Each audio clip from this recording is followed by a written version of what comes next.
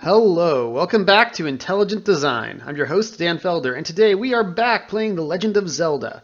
So, where we last left off, we had just gone into this dungeon, and now we are here. Look at how different this environment is than the world outside that we just saw. We've got this high detail. Alright, so moving my mouse around. Look at these. We got all this like little pupils in its eye, the little fang. We've got all this little detail over here. We've got these bricks in fine detail with this little highlight. Even the tile set looks precise. If you look at these doors over here, look at these doors. Yeah, right there. There's so much detail around them. They seem more three-dimensional, not just top-down. There's depth to this room. Like, this section looks completely different. This is like, somebody's trying to mimic retro game graphics, but actually has abilities to do better graphics. Look at me. Look at my little guy walking around here. I don't even look like I belong in the same game. Like, the colors are weird. I'm loosely drawn. Look at my ears. Look at my loose shield. Like, I look part wild and carefree, uncontrolled, unconstrained. This is all so much more detailed. Like, I legitimately look like I don't belong in this tile set at all. You don't see this in other games. Let's go back outside again and I'm going to show you the difference. Yeah, look at this. This tree is complete. Look at this enemy. It looks like completely childish, like a child's drawing. This loose, goopy thing going around is just completely absurd.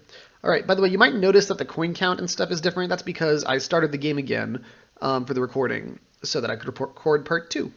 So, look at these areas out here. You've got all this stuff. It's loose. It's uncontrolled. Look at the water and the waves. Going back over here, like the weird loose bushes. Like, look at how silly those guys look. And now, going back into the dungeon. See? Look at that. This area looks completely different. Dungeons feel different and are intentionally designed to feel different than the wild open world. I'm going to show you a quick thing. All right, out here again. Now we're going to go back in. And the door's open. Yeah, this door was locked if you look at the recording previously, and now it's open if you go right out and go back in. If you go out and leave a screen, come back in, it seems to be fine, but go out, go in, it opens. This is the type of error you find very commonly with small test teams. Because the way assignments are broken up, people go in here and they start testing the dungeon, and it doesn't really occur to them to go in and then out, then in again. Why would they do that? Why would anyone do that? As you'll see, we get the key so quickly in this dungeon that I'm sure none of the testers ever ran into that. None of them ever ran into it at all. And also it tends to be on the edge of testing assignments. Like somebody is designed to test the dungeon, somebody's designed to test a section of the open world, and this type of glitch happens between two areas of testing. So if you're trying to test the dungeon as efficiently as possible, you might not walk out and walk in again. Because why would you do that? You go in, you test the stuff, you might try some different things, try clipping the angles. This is the type of glitch that happens a lot in small test teams because you don't have time to try all the counterintuitive stuff. But it's cool. So let's go to the left here. I want to show you something cool. Okay, take a look at these bats. Look how they fly. They start like still, and then they accelerate. And then they start slowing down again, and they go to a complete stop. And then they start speeding up again, and they start flying around and go down. This is how they suggest the idea that these bats are roosting. That they're starting still, and then they start they go off, they take flight, they speed up, and then they start flying around and they go down again. This is a very simple movement pattern, but it makes them feel like they're in flight differently than other ones. And also, here's the really cool part about them. They move diagonally. Yes, they move diagonally. Look at that. They all move diagonally. Doesn't seem that exciting? Well, I can't move diagonally. Look, this is the closest I can do. I can't move diagonally. This is all I can do. I can go up, down, left, right. They can go diagonally. They can go up, down, left, right, or to a diagonal. Watch them. It's like a little nature film. Yep, see, they're darting at diagonals. They don't go them very often. They don't go for a huge amount of time, but they go just a little bit diagonally. All right, and now they're attacking me pretty hard. It seems like they do not like us nature photographers. Why is it important that they move diagonally? Well, how do you suggest flight in a top-down perspective? How do you do it? You can't really. It's not clear you can't really show a z-axis when you're just looking from a top-down perspective. It's very difficult. So how do you suggest it? Well, if all the people on the ground are constrained to up, down, left, right, orthogonal movement, then having people move at diagonals when they're flying or jumping, like we saw with those monsters earlier, like we see with these guys right now, that lets them suggest that they are less constrained by the physical limitations of movement that that lack of flight involves, that being on the ground has. All right, we get that, we get a key. Bam! Now, if you remember in the shop, we saw a key was 100 rupees. Now I just got one for free. This is awesome. This is great. Dungeons are cool. All right, that's like a huge amount of stuff that I would have had to work really hard to get if I wanted to buy it honestly. Dungeons have good stuff in them. But anyway, I do want to talk just briefly about how clever that is. If you're trying to suggest flight, you don't have to physically show something that flies. It'd be very easy for somebody to say, look, we can't have like flying enemies in these games. Look, we're a top-down game. Flying is going to be annoying. What, you're going to have the sword pass under it when they're flying over you? How will we show that? And the thing is, you don't have to show it. You do not have to physically show flight. What you can do is suggest the quality of flight. And that is a lack of restriction in their movement. And if we're moving up, down, left, right, and flying creatures can fly diagonally, or that jumping creatures can jump diagonally, that suggests the freedom of movement that's involved. All right, let's go to the right. Over here we got a bunch of skeletons. Now, these guys seem much more like the same palette that we're from. So they got swords, and they feel much more like the first like serious soldiery enemies we've been fighting. All right, kill them, get some rupees.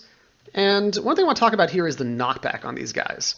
If I can get one without it dying too fast. All right, here we go. And nope, dies too fast. I'm too good at this. All right, and bam. See that knockback? That is really important because this game is mostly about positioning. If you can safely get yourself lined up with them only coming from the front, you can just spam the attack button and you'll kill them. If they start coming at you from the sides or behind, though, you can get very easily trapped. So you're often looking for good positioning and then going bam, bam, bam. And the knockback changes the positioning of the enemies. By having it be very serious and throw them really far, it makes you feel like you're dealing a lot of damage, that you're powerful, which feels good. And also, it changes their positioning on the battlefield, and you lose track of them because you're focused on the nearest threats. So it does a lot to make the encounters more dynamic based on how you fight them. Let's go up. Now there's only 3 guys here. Why are there only 3 guys here? This seems like a bad difficulty curve, right? We just had like a room with like 60 guys with a much harder to navigate section of terrain where there's much more narrow spaces. And here is super easy with only 3 of them. So why would you put that here? That's bad design, right? Well, no. If we look back here, in this room, this is where we start the level. If we die, we come back here. So if we go up, we have to keep going through this room every time we die. And if this was a really hard room, we could very easily get discouraged. By making it a very, very, very easy room, they will give us a bit of confidence back every time we die, which is what we need. See? They're not afraid to put a hard room early, a hard room you have to go through even. They're going to put this room that's much harder to go through at the start of every run. Every time you die, you will have to go back through here. You can walk past them, you can run around them, that's cool too. But the thing about them is that if you kill them, or even if you don't, you still, ooh, that's great. Come on, fairy. Full health, powered up sword again. This is awesome.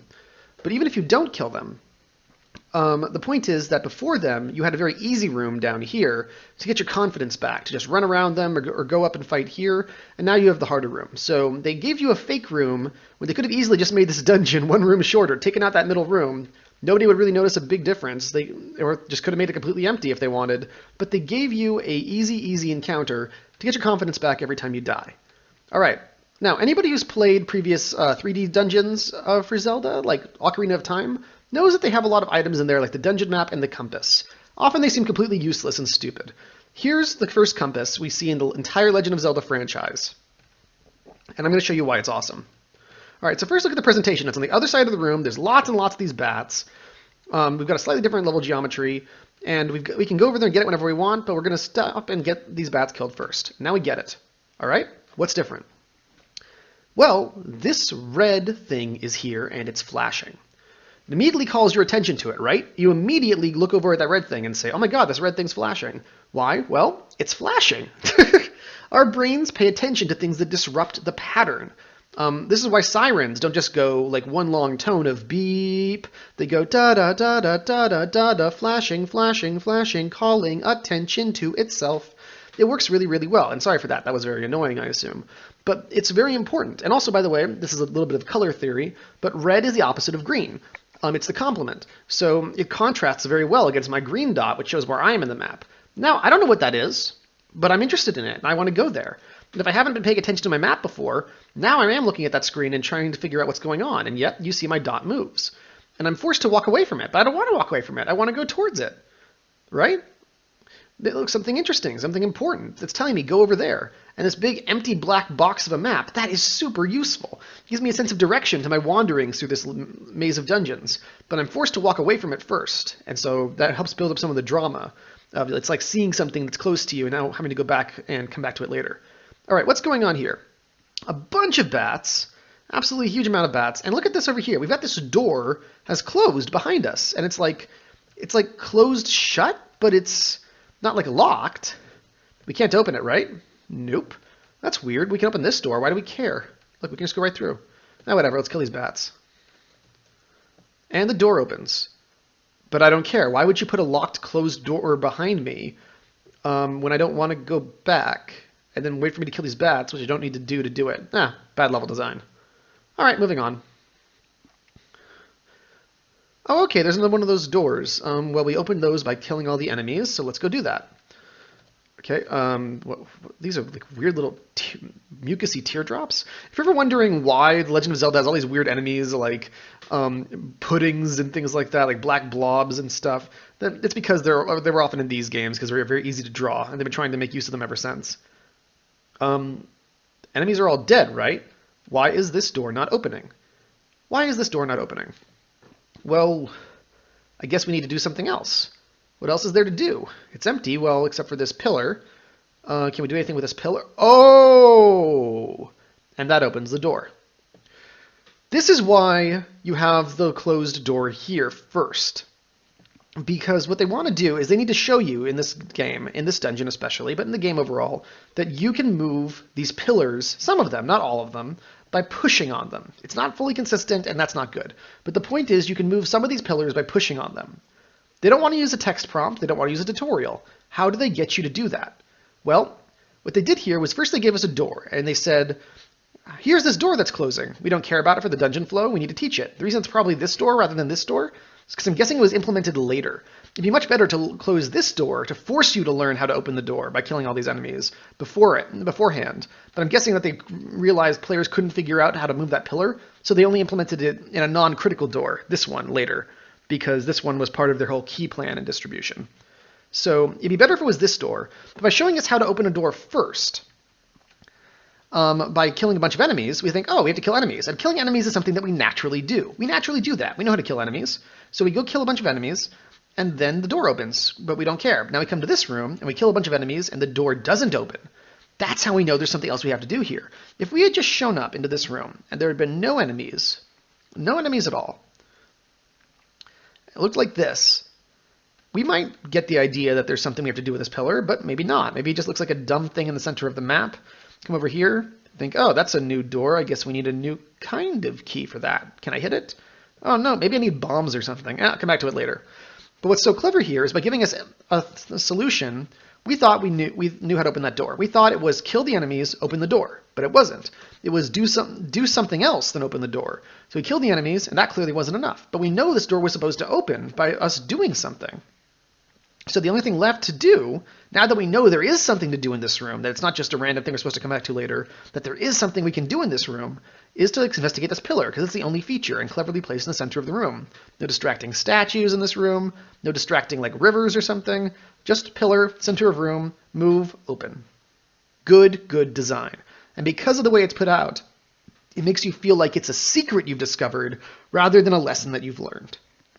It makes you feel like it's a secret you've discovered rather than a lesson that you've learned. Great design right there. Okay, this guy is coming in, and it's an empty black void of a room, and he's saying Eastmost Peninsula is the secret. These rooms make a lot more sense in the Japanese version of the game. They're supposed to give you basically tips on how to navigate this crazy, crazy level and this crazy, crazy world. Most of the dungeons in this game are like, in the later part, are so thoroughly hidden that it's absolutely absurd. Like, you've got to take an item that's useless almost anywhere, go to one specific part of the world, which you might not even maybe you didn't even get the item, you couldn't even find it in the first place, take it to this one empty thing, and then you play it there, burn down a bush, and there's a dungeon inside. Like, that is how absurd this gets. Simon's Quest Castlevania gets like flack for having to stand next to the edge of a level or something like that. This is so much more confusing. But they tried to lighten it up by giving you some hints, like again, Simon's Quest did. And they tried to give you hints to this stuff, but unfortunately, also like Simon's Quest, Japanese text didn't localize very well. Eastmost Peninsula is the secret. What are you supposed to do with that? Well, it's actually not that hard. You're supposed to go up the overworld, go as far east as you can. There's a little area that sticks out, and if you go all the way, there's a dungeon there, a secret dungeon there, if you go explore it. But, yeah, in the Japanese version, these were much more explicit. They give you much more important tips, like you need arrows to fire your bow, which, as we'll see soon, is very important. And in the American version, it didn't translate very well at all. All right, let's go over here.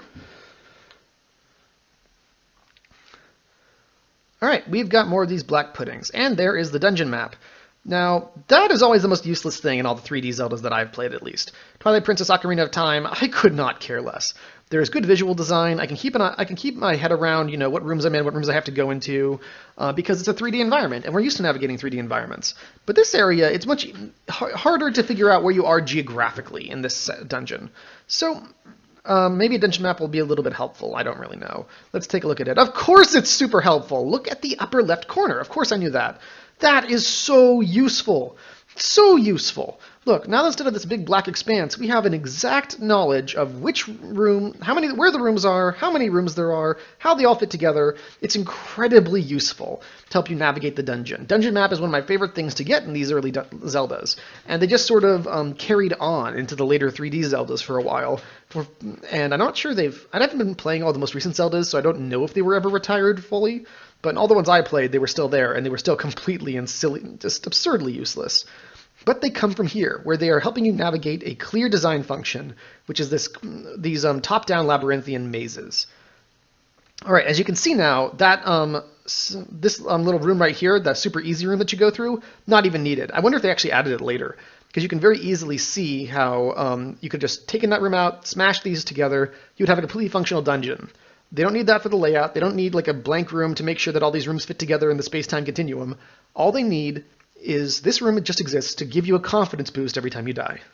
Fight a really easy challenge and win. All right, so we've got a key area over here. We'll go to that a bit later. Actually, no, we'll go to that now. But it's cool. See, we've got our first real branching path. All right, hey, so yet more new enemies. They give us a lot in these rooms. All right, let's go kill them. Now I'm trying to get... Oh, look, they're throwing something, like bananas. They're throwing bananas at us. All right, I've got a safe area over here, and because I can engage them with my long-distance sword, this encounter feels very different than if I can't. I'm going to try to go engage them without it. Ah, all right. There we go. So I'm just going to show you how I'll engage with them. All right, go over there, and now... Okay, hey, look, there's a banana. Oh, my B box just filled up. I'm just going to press the B button. Hey, it's a boomerang! That's cool. I've just been taught how cool my sword is when it's ranged, so a boomerang is good too. And now let's take a look at this. All right, let's go over here. Oh, look, it follows you. That's cool. Okay, see, you can go up there, and it flies at a diagonal. It flies at a diagonal. That's because flying stuff breaks rules of movement. Watch, I can even throw it at a diagonal. It's actually a little hard, but let me see. There we go. I threw it at a diagonal. So clearly the controls can handle you moving at diagonals. They just don't want you to do it. They want flying things to do it, to represent a sense of breaking the boundaries of the 2D plane, which is how they can convey the sense of flight and freedom of movement that other things can't. Very cool. Now we're going to go backtrack a little bit, because I want to get the item before we face the boss. And usually you can beat entire dungeons without ever getting the items. They're not usually the items are not critical to beat this dungeon. At least it doesn't feel like that. Often the items help you beat the next dungeon or help you do something else. So sometimes the items often help in the dungeon, not always. Sometimes they do, but you can often beat whole sections of the game and then realize you didn't get the items from one of the dungeons, which happened to me in my first playthrough of this game, and I had to run all the way back. It's really frustrating to an extent, but for the environment this game was designed to be played in, which was a big sense of exploration, no clear direction, just going around finding stuff, it does make some sense. But as we'll see here, it could be improved. Which, you know, for the first open world game, of course it could be improved. So we get another key that we don't need because, again, we glitched out one door. And now we got these guys. So this water we can't move through, but you can throw things on. All right, now let's see what this boomerang does. All right, in all the 3D Zeldas you probably played, like Ocarina of Time, the boomerang just stuns enemies, which is useless. Just hit them with the sword, right? Well, here it's super useful because it doesn't kill them, because that would be like, suddenly our sword would be useless now when it's not in its full ranged form. What it does is it stuns them, which allows us to, because of how all this movement works, all these movement puzzles, allows us to get an easy kill in. So you can hit them, stun them, hit them, stun them, hit them, stun them, and now that was so much easier.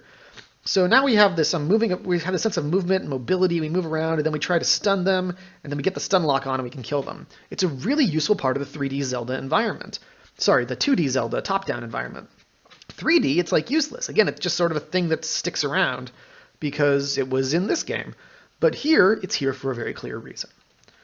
In a game where there's all that movement, which allows me to talk about the knockback, the positioning, being able to freeze an enemy in place for a while so that you know exactly where it's moving and how to control it, that is very useful.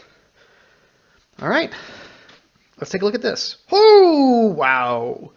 All right, look at that. That's really useful. Now, down here is where they're going to get dangerous. I don't think anyone ever gets hit by that. Because what happens is, as long as you're walking through full speed, you're fine. So if you walk through full speed and pause like I did, you don't get hit. Because then you start moving, and you don't move and then stop, you just move. And now if you're just running through full speed, you also don't get hit. So what happens is they teach you about these things. Gotta be more careful. They teach you about these things by letting them shoot behind you in a section that they know you're going to be running through at full speed for the most part, or will be stopping and then running through at full speed. They could have easily had it so that these things did not have this section over here, that they weren't over here that they messed with you, but rather that, they only triggered down here and up here. They could have done this in different ways, but by placing them here, they let you feel like, oh, wow, that almost got me. Look at that. That almost got me. It's timed so that it crashes down right as you stand here. They got the spikes. It looks really dangerous because it is dangerous. And they help teach you how these things move. It's just nice. All right. Now we're going to fake these out, go down, go up. A little bit of a puzzle there.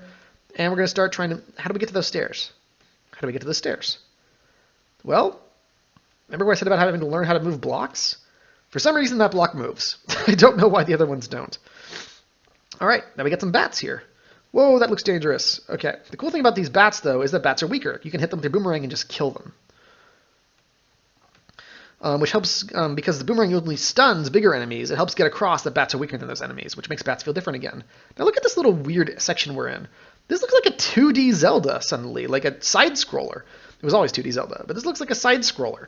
And I go down this ladder, I'm walking here. I can't actually walk up, even though the game's trying to let me, because I suddenly standing sideways for some reason, which actually kind of shows you how weird the perspective of this game is.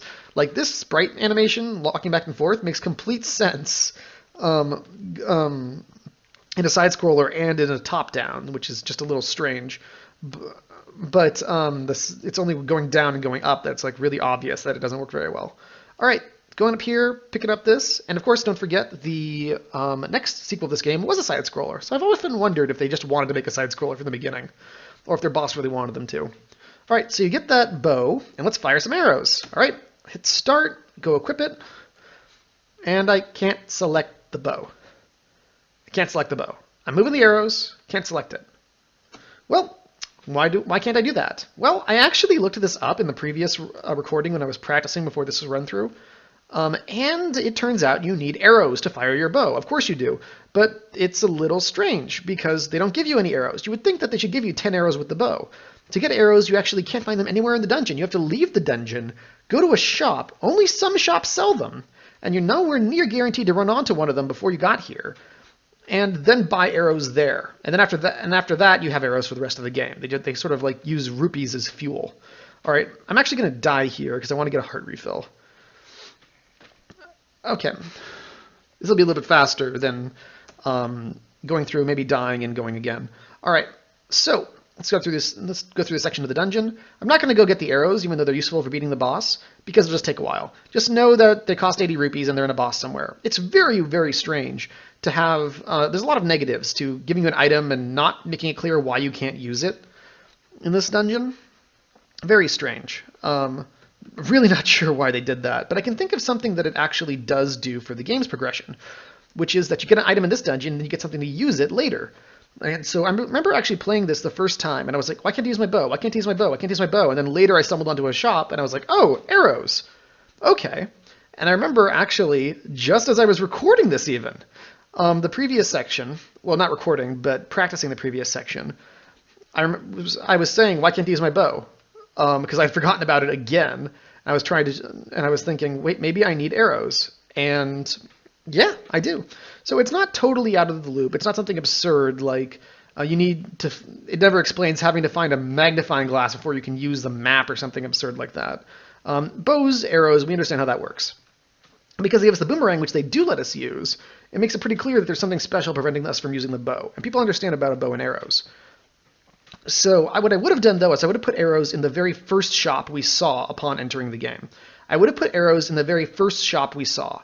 Like, you remember that I took you guys to a shop and we learned how rupees worked, and I showed you, like, there's candle there, there's all this stuff like that. Screw the candle. I would have, or even the key, I would absolutely have put a bow and arrows for the bow and arrow there. So you can't get them. You're probably not gonna have enough money to use them yet anyway. And then but at least you see them, and so then you see the bow, and you're like, oh, okay, now I know why that works. But even that's kind of frustrating because you still know the solution already, but you have to go get it. All right, whoa, there's hands there. That's weird. I hate those enemies. If they catch you, they throw you back to the start of the dungeon, and they're not that threatening. They're just really, really creepy, and that's what they're called, wall masters for some reason. All right, we got a dragon here. So this guy is not that hard to beat if you know what you're doing. Just aim for the horn. It's really frustrating that nothing else like really works that well with your normal sword. If you try to hit him with anything else, it does not work very well. Let's see if I can get him. Like if you hit him down with here with all right, there we go. Okay, got the piece of heart. That's where that comes from. My heart containers have increased. Can I use my sword now? No, I cannot. Still use my special sword. Need to be at max life. All right, let's go through, and we have attained our first portion of the Triforce. So arrows are good against that boss, by the way, because it's really good to fight him from a distance. Or you can just try to beat him with your fully powered up sword by getting through the rest of the dungeon without taking damage, which gives you a huge benefit against him. Or you can just hit him up close. All good options. It actually adds a lot of nice tension to it. There was I believe, a game called Titan's something or other. Not Titan's Hand. Titan's Grave? No, that's something by Will Wheaton, I think. Anyway, there was a game that involved Titan in the title somewhere, where they decided to make the entire thing just about fighting bosses, and then the boss took one hit to kill, and you took one hit to kill from the boss. And it has some nice tension, but it was a little too all-in for a lot of people. So what's nice about this is, again, once you lose your full hearts, once you take any damage, you lose a lot of your power. Changes the boss fight. It creates a lot of tension early on because you don't want to hit, you don't want to get hit, and now you're super down powered and you want to try to kill him before he finishes you off. So that's all good. All right, here is one piece of the Triforce. We are now 1/3 of the way through the game. So we get the big flash, we get the closing curtains. It looks really cool, like the closing of an act. Good symbolism. Come out to the world. It doesn't waste our time by asking us to go through and refill our hearts, by asking us to walk all the way back. Good pacing there, and it makes it very clear you don't need to be in the dungeon anymore. That was what the dungeon was for. If you went into this dungeon not knowing what you were supposed to get, you explored everywhere, the compass was flashing to tell you to go there, you go in, you beat the boss, and you get that, you have the big closing action, like you're closing of an act, you walk out of this, you're taken straight out of the dungeon, the game is making it very clear that was what you came for, you do not need to be here any longer. Which, if you don't have the item, is a lie. If you don't have the item in that dungeon is often a lie. You have to go back and get items sometimes. All right, well, that's one. Oh, that does not look like 1/3 of the game. That does not look like 1/3 of the game at all. It very much is not. There's like 9 dungeons in this game or something absurd. Oh, I always hit escape, but I'm trying to get out of that menu. All right. Yes, I would like to allow. Okay. Yeah, there's like 9 dungeons in the game, and it's really cool. I highly recommend you guys go check it out. It is a very fun game. The combat is smooth, it's satisfying, you get power really efficiently, and even though I haven't really showed it yet, and I'm not going to because I think that we've kind of shown the 2 basic things of the game, there are tons and tons and tons of secrets. There's a huge sense of wandering around and discovery in different areas and different zones, and a lot of the stuff from the classic Zeldas you probably played started in here. Look, by the way, look, more flying enemies, and they annoyingly do for some reason dodge our stuff while they're in flight, which the bats don't. But on the other hand, they still fly diagonally. So, haha. All right. And so yeah, there's lots of really cool stuff here. It feels like an exploratory, exciting world. The gameplay is way better than the graphics would suggest. Look at all this cool stuff we're seeing. Like, look, we got this avalanche going on. Like, that's cool. You gotta try to see if you can get past it, and you can go through. And the game is really unconstrained. It feels sort of like Skyrim, I think, wanted to feel. The areas feel different and exciting, not just in looks, but in gameplay. Look, I want to get up this ladder. How do I get up this ladder when there's all these guys jumping around here? Which again, diagonally because of flight. Like they're in midair, I mean. Let's go. What's going on over here? Maybe I can get up this ladder more safely. And another ladder, I mean. And another ladder? Does it just go on forever? It looks like this goes on forever. It really looks like it goes on forever. No! Whoa, what's that? That's another dungeon. That looks like another dungeon. Okay, so get here, get that. And by the way, like, so many things in the classic Zeldas. Whoa, whoa, whoa, what's going on? Like, look, I just touched those statues and they freaked out. Now I'm back down here again. What just happened? There's so many strange things going on in this game. But anyway, like, there's so many things in the classic Zeldas that you will see and that'll make sense to you in ways that didn't before. Let me see if I can kill. Let's see if I can go in there. Maybe get here, get a save point. Yeah, look, new dungeon. Okay. Look, wait, did you see that? Did you see that? Let's go back in. Level 5. Level 5. We were just in level 1. Now we're in level 5. This game is not afraid to let you explore. You can start exploring level 5 before you're even done with level 2. You can get here and start exploring before you've done level 1. It's really exciting. Hey, what's this guy? Okay, he's going around. All right, let's see if I bet we can take this guy. So what happens is, like, the Lost Woods showed up in this game too. A lot of stuff you think are probably unique to whatever Zelda you're a fan of. The original, there's good sense between. Oh, do you see that? There's like a staircase. Okay, let's go down there. And it puts me back in the dungeon for some reason. That is strange. Is there like a reason that it puts me there? Is it a different if I go in this way? Let's see. What's over here? And this is what the game does to you. You think you're done. Now there's giant rabbit things in an Easter Island dungeon just hopping around. You think you're done. You think you found stuff. And then just by wandering around, you find a whole new dungeon. Just for a few minutes, you see an avalanche and all these enemies and flight. And now there's mummies. And there's like it's a black room. And then we found enemies that are statues that turn alive just by walking into them. And now we found this black room with mummies and keys that we can try to get. And the game just feels adventurous and exciting, and there's all this cool stuff to it. And you just want to wander around and have fun. And it's a very easy game to make in terms of raw technical requirements. It's very easy to make this type of game with Game Maker, with all sort of stuff. And I highly recommend that anyone interested in game design plays this game. Play the game, see what's going on, enjoy the experience, and take a look at it for yourself. But I'm going to wrap up for now because I am going through endless mountains of endlessness. and that's the time when it's sort of a metaphor that maybe I'm starting to go in circles and repeat myself.